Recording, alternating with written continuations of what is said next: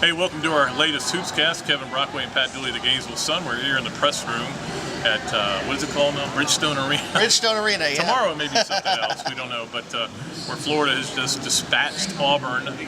Good win for Florida. I think they're in, myself. I mean, some bad things could happen to knock them out, but I think they're in right now. Of course, a win tomorrow night against Mississippi State, I think, would just about cement it. So, obviously, coming out tomorrow, and they're still 7-0 against the West and 6-0 when they have less than 48 hours to prepare for an opponent, which is kind of interesting. They seem to be good on turnaround. So, this will be interesting tonight to see what kind of energy they come out with tomorrow night, if they can kind of keep that focus and that effort that they showed from tonight's game.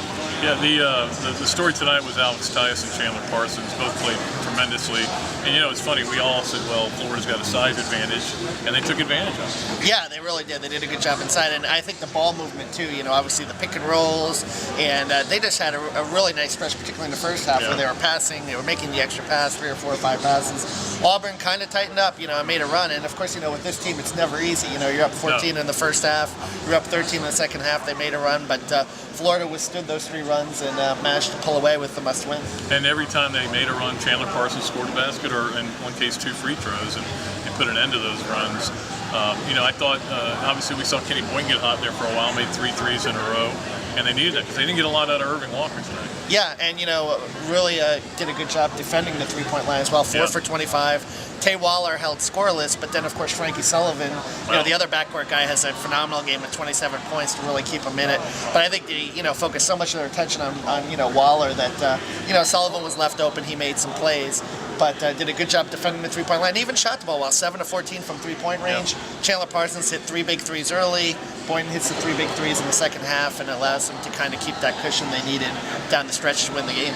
Yeah, that'll teach those coaches to leave Chandler Parsons on the All-SEC teams. He looked like an All-SEC player tonight, there's no question. Well, we'll see what happens tomorrow night when Florida plays Mississippi State. Again, a 7:30 game. I'm sure you guys are all watching at home. We'll be here to cover it for you and see how the Gators do. It's been a good tournament so far. The first game was tremendous. Alabama, great comeback. LSU gave Tennessee more than we thought they would. The other game's going on right now, so I'm going to head out there and watch that. But so far, I like the tournament in Nashville. It's my fun. favorite place for it. Very, very accessible with us, obviously, everything within walking distance and so forth. And you're in a basketball arena. Yeah, exactly. It's, a hockey arena. The ice hasn't melted, but it is a basketball, it's 19,000 seats. We're a few Florida fans. There are not a lot of fans overall, but more Florida fans than Auburn fans. That certainly was encouraging to see. And, they'll need to come out tomorrow night because, obviously, Mississippi State, they're a team that's kind of reeling right now. Right. And if you remember the last matchup, Vernon Macklin went right at Jarvis Fernardo, was able to have a big day. So we'll see if Florida will continue to kind of attack Mississippi State inside the way they did against Auburn. Curious to see if D. Boss is ready too, because he had that hip pointer. Yep. So we'll see.